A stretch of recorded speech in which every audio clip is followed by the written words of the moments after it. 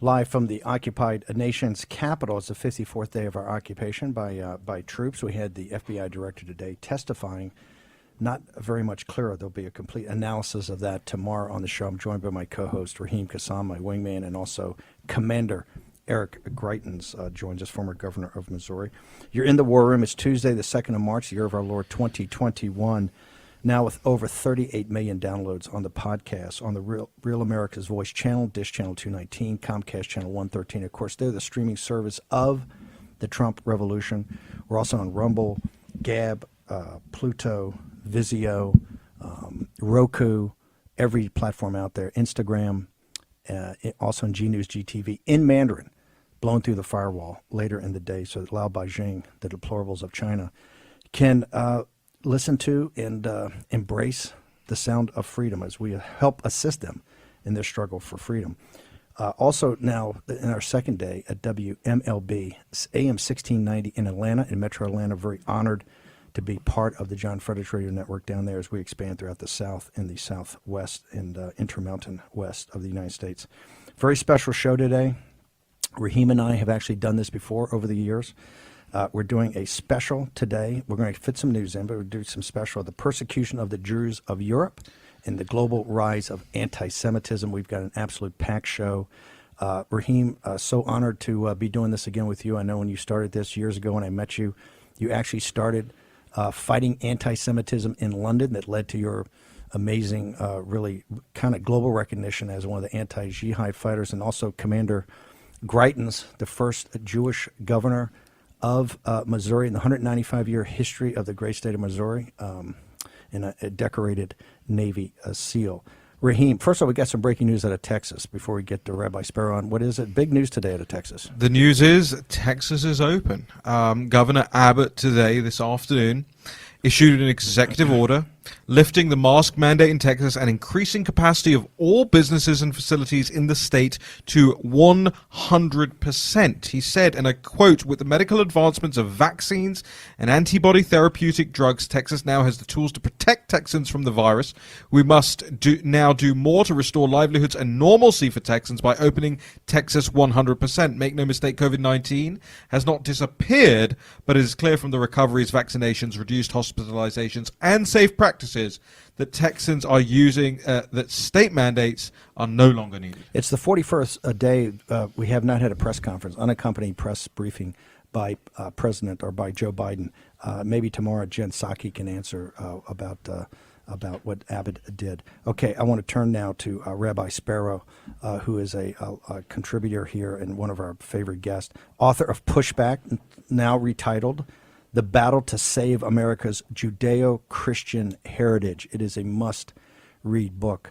Rabbi, to start this special on the global rise of anti-Semitism, could we ask you to please lead us in prayer? Dear friends, let us pray that what we do going forward brings success to our efforts for life, liberty, and the pursuit of happiness. Most of us listening here are involved in politics not because we love politics for politics' sake, but because it is the best avenue we know to bring to bear the conservative principles and time-tested traditions that result in a prosperous nation. A place for biblical religious freedom, a place for the sacred, strong individuals, a place for wholesome family life and genuine opportunity. In America, we believe that our rights come from God and that our destiny is intertwined with seeking His will. Help us, O Lord, in our battle for the soul of America and in keeping strong the Judeo-Christian outlook and heritage that made us a moral nation, with citizens imbued with courage to stand against evil and moral relativism. We are proud to be Americans and blessed to be your servants And let us say, Amen. Amen. Amen.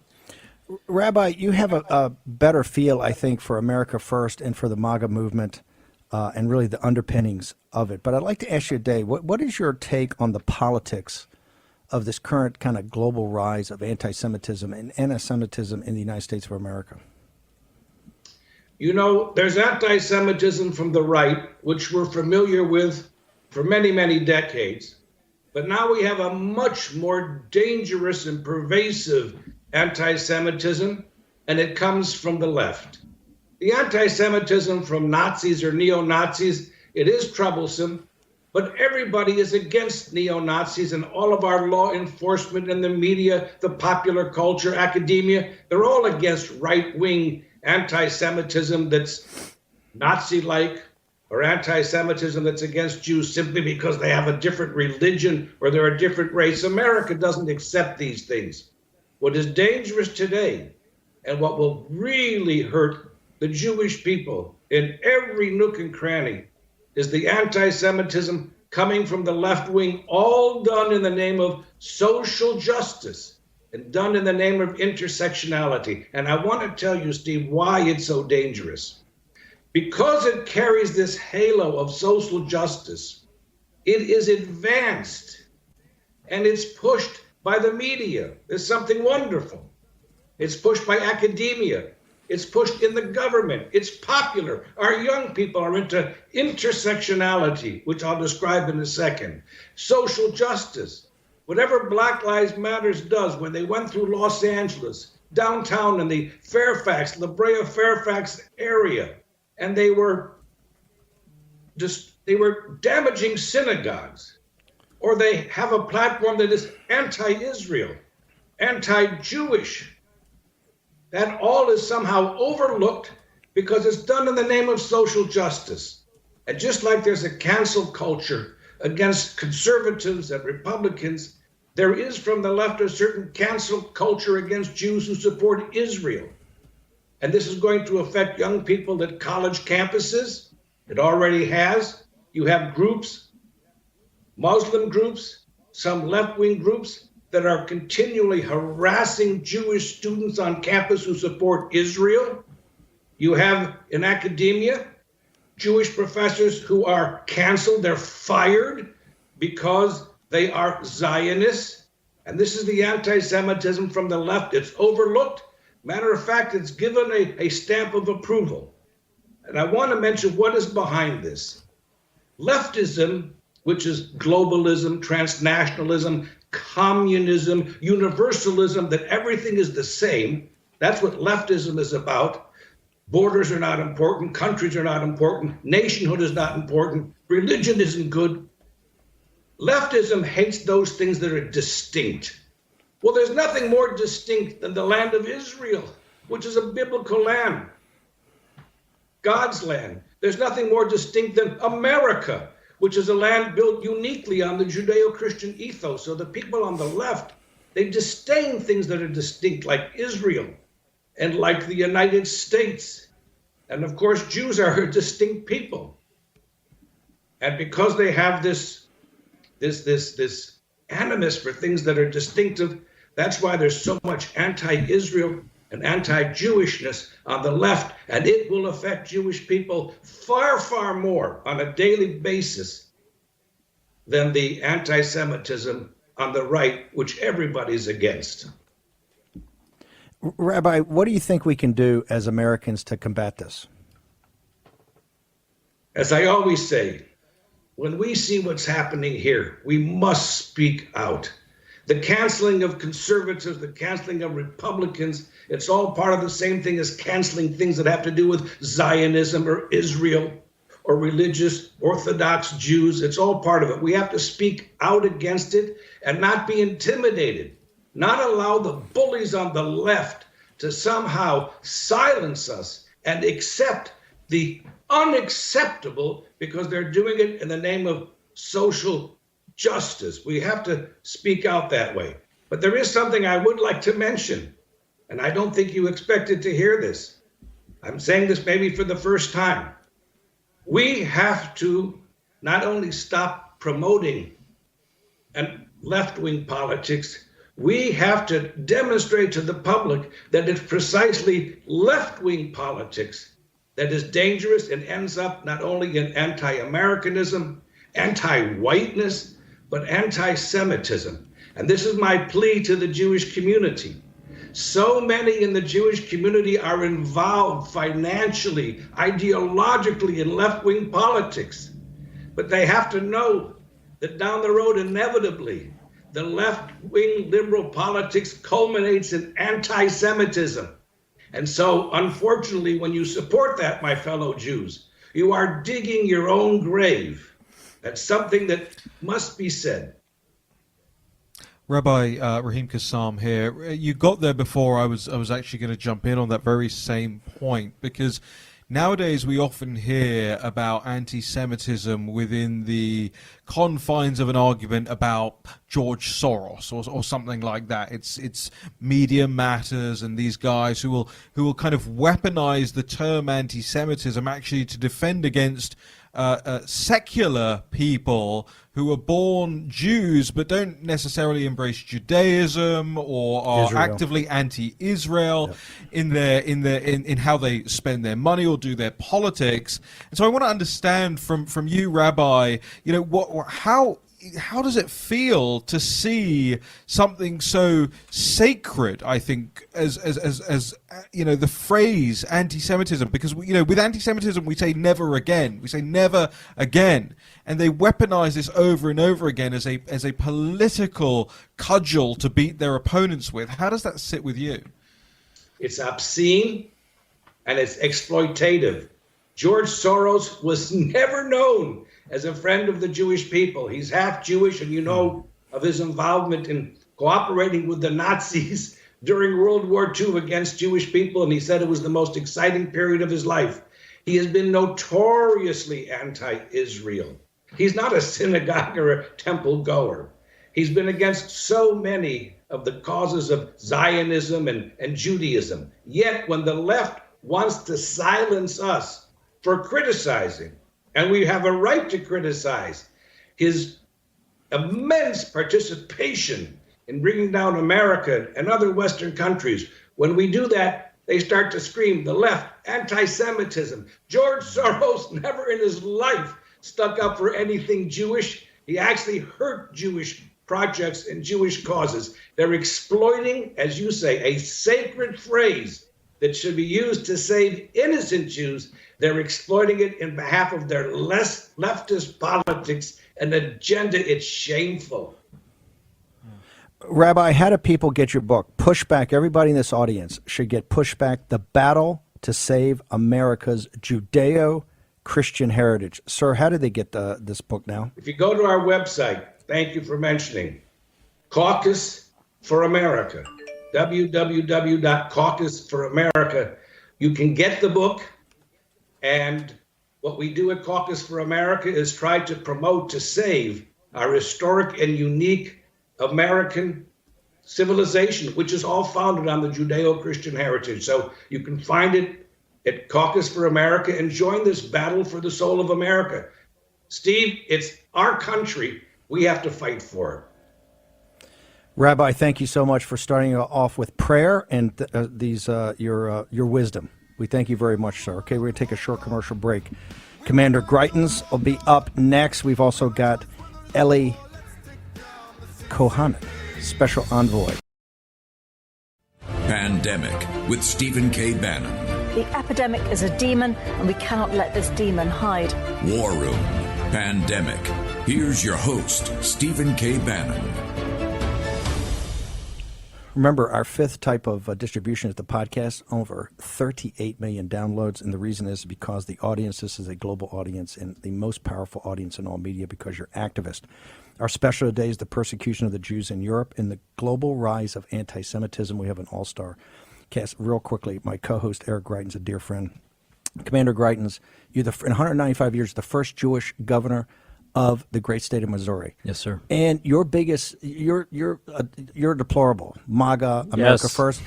Correct me if I'm wrong. Your biggest turnouts were in the rural areas, Ozarks, Southeast Missouri. 100%. Ozarks, Southeast Missouri, everybody came out. They were working for us. The New York Times and the Washington Post tell me that can't happen. That you could not draw from working class people in those areas of the country. That's impossible. Look, there was the working class people in the state of Missouri who came out to fight for us, and they fought for us every day because we were willing to fight for them. They recognized it. That's why they fought for President Trump. That's why they came out. And we had people, Steve, who'd never been involved in politics before. They didn't even think of themselves as political people, but they came out, they fought for us. And to touch on Rabbi Spero's point, the greatest support for the state of Israel across all of Missouri was right there with those folks, a lot of church-going, solid Americans who are behind the state of Israel. Big time. I'm now honored to bring in Ellie Cohanim. She was the deputy to Elan Carr, the special envoy for monitoring and combating anti-Semitism in the Trump administration. Ellie, the question I have is that in the Trump administration, and Rabbi Spero touched on this, anti-Zionism is anti-Semitism. Tell us what the fight was during your time there in the Trump administration on this topic. Hi, Steve. So I just want to let you know that the Trump administration broke ground where no previous administration had before. And it was our policy that anti-Zionism is anti-Semitism. And so with that policy, Steve, we really took the dispute about whether the Jews have a right to a homeland, straight to the White House. And so this was a policy that we enforced globally all around the world. And you also saw it domestically in President Trump's executive order of December 2019, which for the first time gave Jewish Americans Title VI protection, specifically for college students who are really the ones at the forefront of the battle in dealing with all the hatred towards the Jewish state of Israel. Tell us how that is on these college campuses, particularly the big, what I call the public Ivies, Berkeley, University of Michigan, these great schools, UCLA. Why do you say they're on the front line? Why are they on the front line of this battle about the state of Israel? So, Steve, I don't think Americans can understand what's happening on our campuses, where if a Jewish student even tries to be pro-Israel and tries to identify with their Jewish heritage, they sometimes face physical violence. We've seen a number of Jewish AEPIs and other fraternities and sororities face attacks and swastikas painted on them and so on. Also, Jewish students are specifically excluded from participating in student government and other student activities simply for saying that they support the Jewish state of Israel, which again is part of being a Jew. It's part of the Jewish heritage. So basically, Jewish students are the only students on U.S. campuses who are not allowed to have any connection to their natural history and their heritage. And one I'll other tell thing you too. Yeah. Go ahead. Steve, one other item I just want to point out on that is that there's this accusation against Jews in this country that Jews have white privilege. And it's such a complete misnomer of Jewish history because, as we all know, the Jewish story starts in the Middle East. Someone like myself, I was born in Iran. And so the Jewish story starts in the Middle East. Abraham is in modern-day Iraq, and then he's commanded to go to Israel. So this is where Jews come from. Jews are a Semitic people, and this notion that Jews have white privilege has become this complete accusation against Jews. And Jews are the only minority in this country who the left just completely silences and refuses to actually acknowledge the fact that Jews are the most persecuted people in all of history. It's really interesting that you say that because it was just yesterday I heard this leaked audio from this clubhouse room where we touched upon it this morning. And what was said on that chat, I think it was Brett Weinstein who was talking about, being anti-racist and being a liberal, but people were trying to put him through this struggle session. And when he said, look, I'm not white, I'm Jewish, and I don't know how you lot look at it. And somebody said to him, it was one of the kind of BLM activists who were on the call, said to him, that's Jewish is just spicy white. Wow. That was the phrase that was used. I see they're using the Israelis' national flag now. They're saying it's like a white nationalist flag. Extraordinary thing to say. Ellie, we're going to do an expanded version of this. We're pressed for time, but I've got to ask you, because you were there, you were in the Trump administration, you were the deputy to the special envoy. Talk to us briefly. The president, they really don't talk about the Abraham Accords. It is breathtaking what you people accomplished. And, the mainstream media doesn't want to cover it. Just quickly walk through so our audience fully understands what President Trump and the great team like yourself, Alan Carr, and others accomplished with Mike Pompeo on the Abraham Accords. Absolutely, Steve. So you're 100% right. And I will tell you this, Steve. What you have in 2020 is a new Middle East. The Biden administration has inherited a new Middle East, and they just have to acknowledge that fact. So, since the creation of the State of Israel, the Arab neighbors of Israel have rejected her. The President Trump, Jared Kushner, senior advisor Jared Kushner, Secretary of State Mike Pompeo, Avi Berkowitz, the leadership of the Trump administration, they changed the entire region because they helped Israel's Arab neighbors understand, number one, that Israel is here to stay, and also that Israel, as the homeland of Abraham, of the father of the three Abrahamic religions, has a right to be in the region, right? Jews are indigenous to the region. And so what we saw, Steve, is that the United Arab Emirates, Bahrain, then Sudan, then Morocco, all have embraced Israel. It's a warm peace in contrast to Egypt and Jordan, right, who had a cold peace with Israel. It's a warm peace. And I want to tell you something, Steve.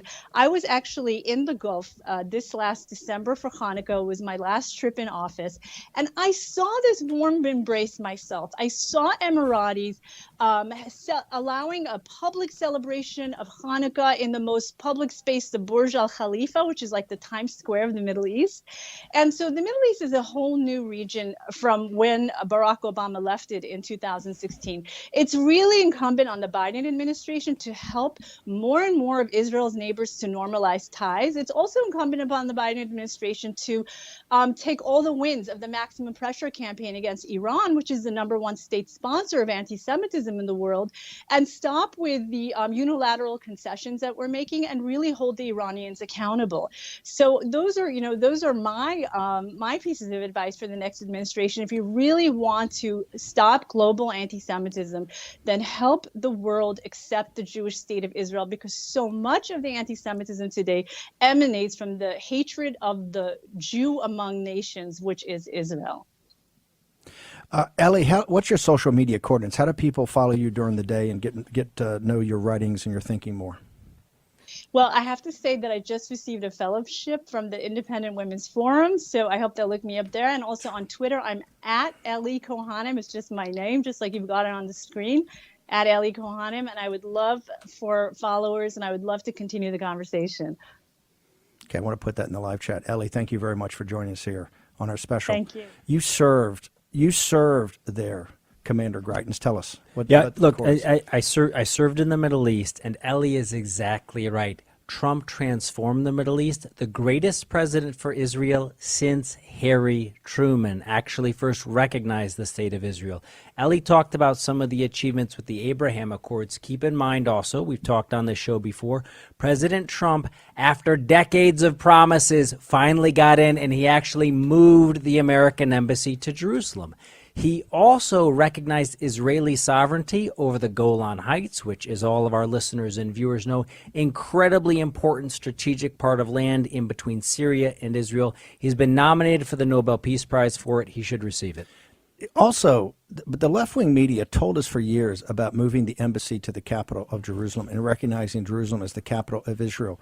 You would have the Arab Street would explode. You would have embassies taken over. You couldn't do it. But let me add, it wasn't just the left wing. It was actually the Republican foreign policy establishment as well. And when Trump was, you're saying a few. You're saying a few Republican presidents committed to it in a platform, but never pulled the trigger. But never actually did it. Why was that? And you had all of this Republican establishment warning, if you actually follow through on that promise, you're going to cause World War III. All of the Arab nations are going to be upset, etc. But what President Trump did is interesting. It's the same thing Harry Truman did. When Harry Truman recognized the state of Israel, he had tremendous opposition in the State Department. He actually had to oppose his own Secretary of State, a man who was an American hero, George Marshall. But Truman stood up for the state of Israel. And the same way President Trump not only had to oppose leftist voices on foreign policy, he had to oppose a lot of the Republican establishment who was warning him against this. He did it. It was the right move. It was a bold move. And we can see now, we've seen peace. Last time you had peaceful a signing of an accord, 1994. Why is there crickets on this, on the Abraham Accords, Raheem Ghassan? I'll give about 30 seconds. Well, look, I actually know more about, the history of this stuff, and I wanted to pick up on something that Rabbi Spero said very quickly. Is what is this hatred about? Where does it come from? Where does all this stem from? And it just reminded me, and I'm just doing this in real time here, about the idea of the nation, right? This is what the left really hates, is the idea of any nation.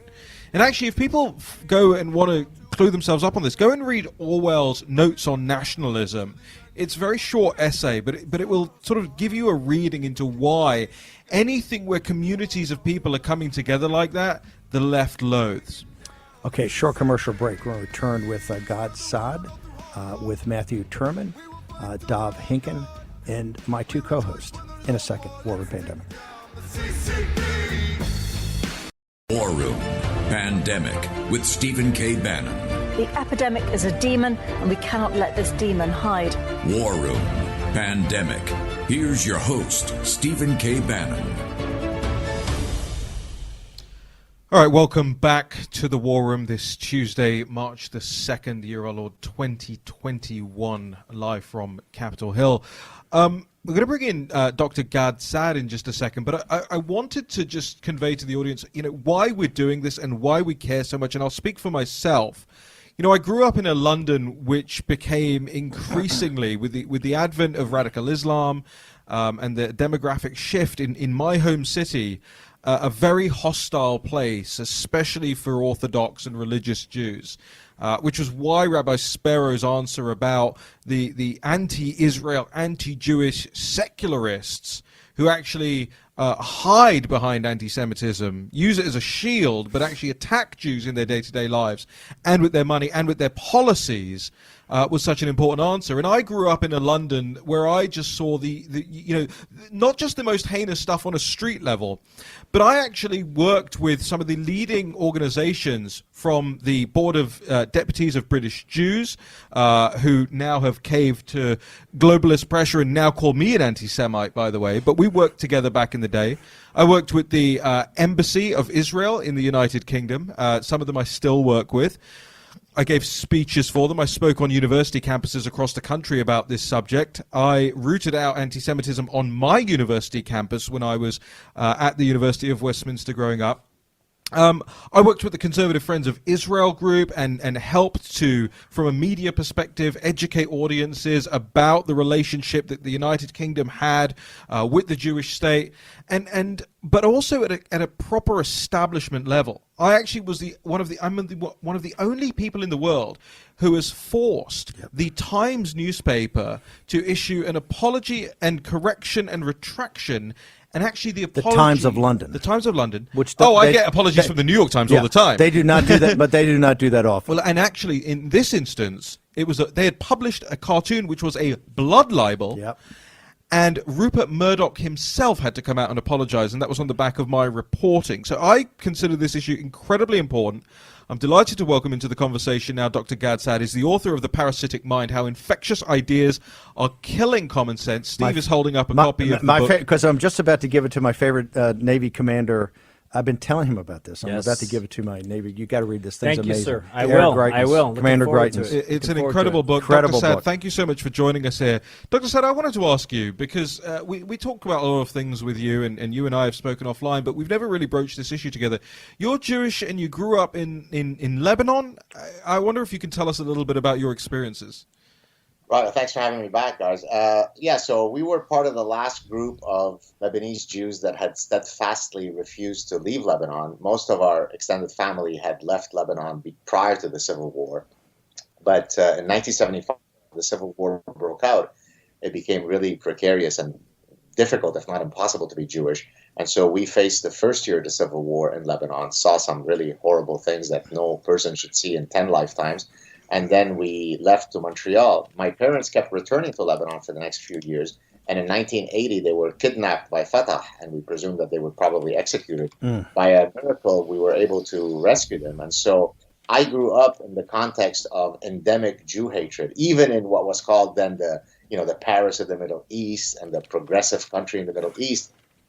Jew hatred defined every interaction that you could think of. If it's sunny today, it's the Jews. If it's rainy today, it's the Jews. If you get diabetes, it's the Jews. If your wife cheats on you, it's the Jews. Everything is viewed through the prism of the diabolical, duplicitous Jew. It's unbelievable. Dr. Saad, I know you have some personal things that have been sent to you that you want to share with the audience, and I think it's incredibly important that people understand what this stuff looks like. So it's ugly. We're gonna keep it clean here, but would you share with us some of your personal experiences? Right. So, I mean, you would think that having escaped the genocidal Jew hatred of Lebanon and having moved to the West, I might be then spared the Jew hatred. So these are some screenshots I took of stuff that was sent to me. This was about, I think, in 2017. So there's a word that's sort of the equivalent of the N-word for Jews. It's K-I-K-E-S. So K-I-K-E-S are non-human. They are parasites. Please jump in an oven. Life will be better for all of us. I love skinning Jews alive, boiling them alive, and burning hot oil and butchering them and their families like animals. What a disgusting, fat, blank Jew you are. Obey or face the consequences, in brackets, gas chamber. And then one final one. My preferred pronoun is gas the K word. So that gives you some of the love that I received from my good friends, the Jew haters. Was that for Professor? Was that for any actions you took? Was that supporting Trump or coming out supporting Israel, or was that just a normal course of business? What brought this vitriol onto you? I think I don't know for sure, but I think that these particular, because they all happened, these ones around the same time. I had been scheduled to appear at an event with Jordan Peterson, and it was shut down at Ryerson University. And then it was rescheduled a couple of months later, and there was a woman by the name of Faith Goldie who was supposed to appear on the panel, but the organizer decided to not bring her on because apparently she had become divisive. And all of these sort of neo-Nazi types thought that it was me who had stopped it from her coming on the thing because, the Jew is always scheming. And so even though I repeatedly explained that I had nothing to do with that decision, they didn't believe it. They had to boil the Jew. Let me tell you one quick story from my time as governor. So as you pointed out, Steve, I'm the first Jewish governor of the state of Missouri. And when I was governor in February of 2017, we had a really despicable act of vandalism in a historic Jewish cemetery. I remember that, yep. Here's what I did. I went out on social media and I said, you know what, guys, tomorrow I'm going to be at the cemetery.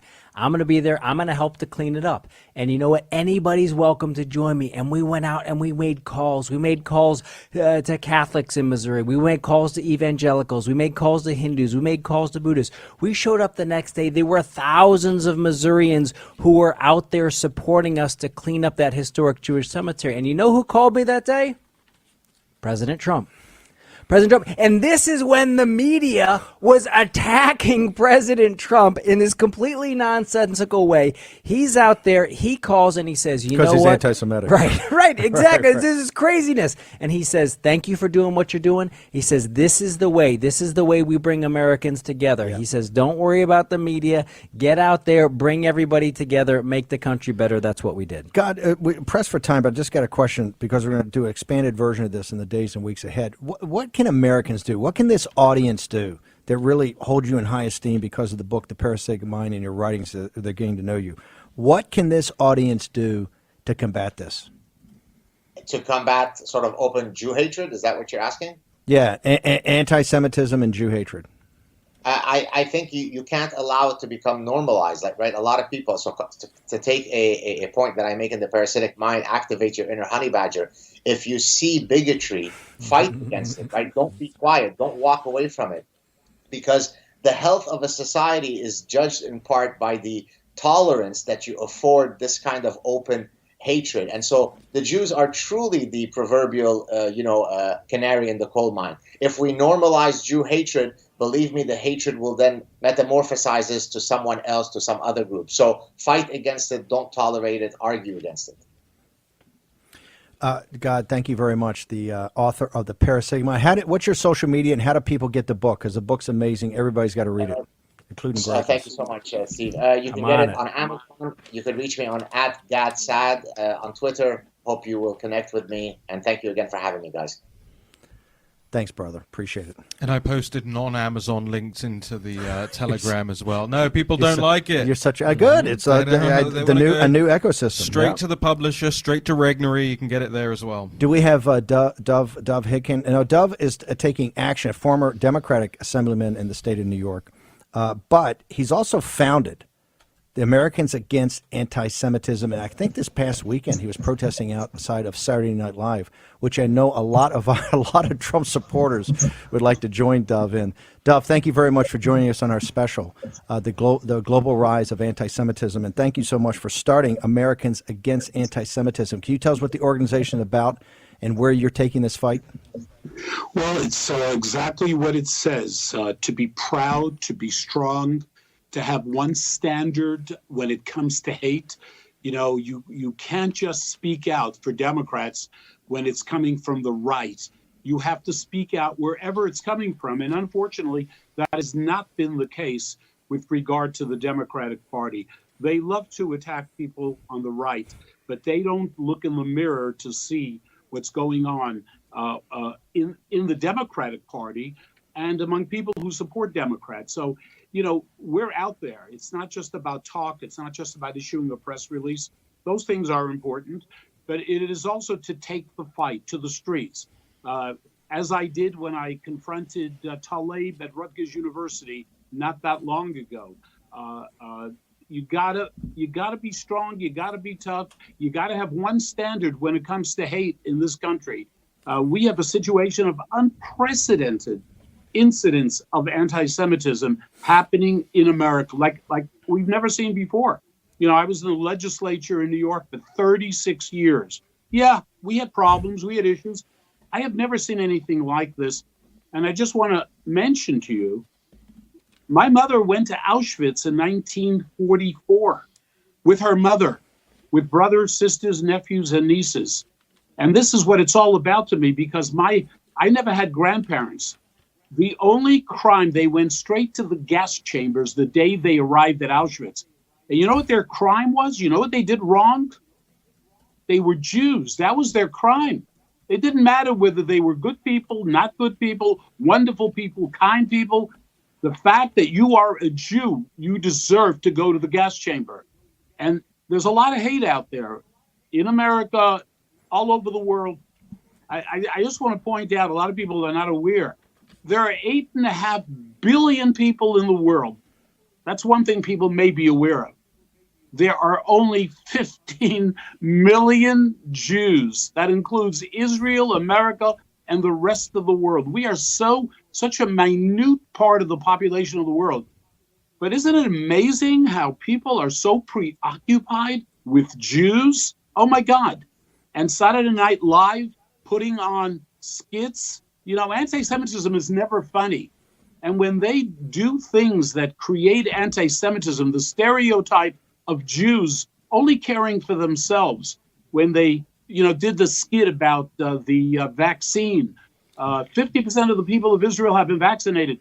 Guess which 50%? The Jews. Forget about the fact that it's not true. What does that do? That is the stereotype.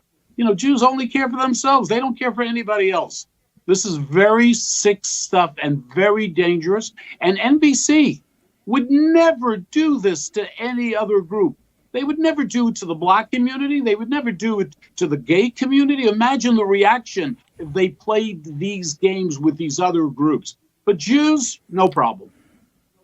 Dov, we're pressed for time, but I want for this audience, how do they engage? Tell us about Americans. How do they get to Americans Against Anti-Semitism? Well, and what do they do when we get to the site? You got about 30 seconds. Go to AmericansAA.org. You will see the stuff that we have put out. We pull no punches. We're straightforward. Like I said, proud, proud Americans, proud Jews, and we're tough. Take a look, AmericansAid.org, support us and be part of the fight. You must do that for the sake of this great country that we live in, the greatest country on the face of the earth. Dov, thank you very much. I want everybody in this audience to go hit that website right now. Join the fight. Dov, looking forward to having you back. Dov Hikind. We're going to take a short commercial break. When we return, Rabbi Hirshy Minkowicz will join us from Atlanta with Raheem Kassam and Commander Eric Greitens in the War Room. Next. War Room Pandemic with Stephen K. Bannon. The epidemic is a demon, and we cannot let this demon hide. War Room Pandemic. Here's your host, Stephen K. Bannon. You know, Raheem, Commander, what I love about this show, so these are these are fighters. Fighters. I think Dov, Yes. Dov, we're going to take some incoming on Dov, Mr. Raheem Kassam. Look, I mean, he is the... Look, I've done it, right? I'm the apostate of apostates. You leave a certain group that they feel like they own you, and they will hit you harder than anything you've ever seen before. And he's a liberal Democrat. He went from the Democrats, Yep. and he's now standing where he is. Yep. I left Islam, and Yep. I take it incoming more than anybody else. It's the same thing. They think they own your brain. They think they own your mind. Dov is a real fighter and honey badger. We want to bring in another fighter now, Rabbi Hirshy Minkowicz from the Chabad of Alpharetta in Georgia Metro, Atlanta. Honored to have you on, sir. Our topic today is the rise of global anti-Semitism. Can you explain what you think the problem is and how our audience, the vast majority of which are not Jewish, how can they assist in combating this problem in the United States of America, Rabbi? Okay, so I can actually, you don't have to go too far back, just some incidents that happened this week, 2 incidents in the last week that can answer both of your questions. You know, I'm not such a pundit to be able to tell you what the origin of the anti-Semitism is and where it comes from, but I think that the center of the problem is like the center of all other problems, and that is when not enough regular people stand up and take a stand against when they see an injustice. And if enough regular people, yes, particularly non-Jewish people that witness something happen and open up their mouth and make noise and make a ruckus and say that they won't stand for it, that's where you start seeing change. And I'll give you an example. Just in the last 2 weeks, I don't know if you saw on the news, but there were 2 episodes where a Jewish family were on an airplane, 2 different flights. One was on one airline, Yes. another airline, and We talked about it this morning. Yep. one time it was a kid under 2 years old and there's video. Today we're in the smartphone era, so you can't even deny it because there's video. And a kid under 2 years old didn't have a mask. In the other case, it was an older man that had a heart condition. He took off his mask for a second. Not only did they kick the entire family off the flight, that wouldn't be enough to stoke people's anger against the Jews. So they kicked the entire flight off the flight. So if you get 200 people angry and they know that it's because of the Jew that it happened, that's going to, of course, stoke more anti-Semitism. And the most troubling thing about that is that, you know, when we talk about anti-Semitism, you think about terrorist attacks, you think about, even in America, it was the old thing was, it's not old, it still happens now, there's plenty of stories this year, but graffiti on the synagogue, smashing stones in the cemeteries, that's like the typical type of anti-Semitic thing you see. Today, when it's a regular flight attendant that feels emboldened to do this in public and they have video of the flight attendants high-fiving each other that they got them off the plane, you know, that's the bad side of it. And that's where it starts to get scary, where regular people can do such type of acts in public places and not even be afraid. But when you ask about what people can do about it, the most encouraging thing that I saw, because I watched a lot of these homegrown videos that came around from the people that were on the flight, were regular folk that were on the plane, not even Jews. I see videos, them going over to them saying, hey, listen, I saw what happened. Here's my name. Here's my number. If there's going to be a lawsuit, if there's going to be a criminal case, whatever it may be, I'm ready to be a witness. If enough people like that will go out on social media and be ready to lend their hand and lend their name to take a stand and say, this is Americans don't stand for this, I think that's where it starts to change. But if everybody remains silent and no one wants to do anything because they're afraid to open their mouth, that's where you continue having the problem. You think the problem now is that too many people are being silent about it? I mean, that's why our audience and others have to engage, that, and particularly the Trump movement have to engage. You think too many people right now are just being silent and looking the other way? Absolutely. Again, it's not the origin of the problem. The origin of the problem is the oldest hatred in the universe. But if you ask about what you can do to make it go away or to make it start getting less, absolutely. not enough people have enough courage to stand up and say that this was wrong that happened. Not enough people are brave enough to go out there and say it. Absolutely. Yeah, can I also say, I think Rabbi's making a really, really important point here. And one of the things that we always have to do is we got to blow up the leftist arguments, okay? So let's think about this. So Rabbi's talking about how important it is to support the state of Israel. And what you'll see, what the left will do, it's so interesting, and they do this only with Israel, only with Jews. They'll say, well, I have Jewish friends or I support the Jewish people, but I'm against the Israeli government, and I side on behalf of people who want to destroy the state of Israel. Now, we like to use a little logic here. Imagine how that would sound if somebody came up and said, you know what, I love Italian opera, I love Italian art, I love the Italian people, but I support the destruction of the state of Italy. I love Irish soda bread, I love the Irish people, but I support the destruction of Ireland. It makes no sense. But what the left will do, and that's why students on college campuses, people in their communities need to be aware of this. People will come out and they'll say, well, I don't have anything against the Jewish people, but I want to destroy the Jewish homeland. I want to destroy the state of Israel. Or I'm willing to listen to people who want to destroy the state of Israel and side with them. So look, this is what we're talking about with Ellie early in the program. Anti-Zionism is anti-Semitism. Rabbi, what are your social media coordinates? How do people get to know you better? How do they follow you, and how do they help join this fight to stop the rise of anti-Semitism here in this country and throughout the world?